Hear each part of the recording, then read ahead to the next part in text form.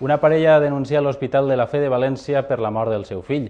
El xiquet tenia 2 anys, patia un tumor de renyó i, segons afirmen els seus pares, li van administrar una dosi de quimioteràpia 10 vegades més grans de la necessària.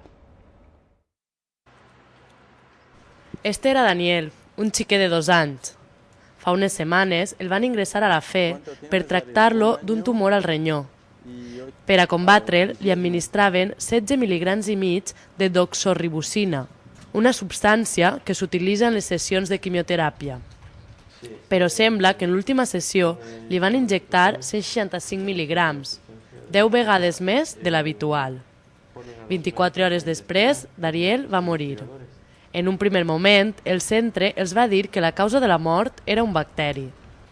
Però, segons els pares, el metge els va confesar que s'havien equivocat amb la dosi de la quimioterapia. Entonces, al día siguiente del fallecimiento, él buscó los papeles que él prescribió y corrigió una coma, porque en realidad él prescribió 16, debía ser 16,5 de doxorubicina, un medicamento peligroso, que se pone hasta con décimas, 16,5.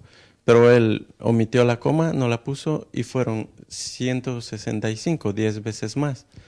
Se le puede decir sobredosis o fue un...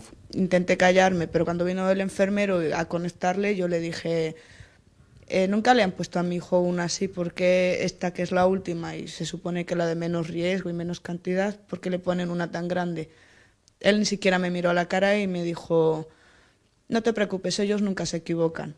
L'Associació per a la Defensa del Pacient al·lega que no és només error del metge, sinó que ha fallat tota la cadena de control de fàrmacs.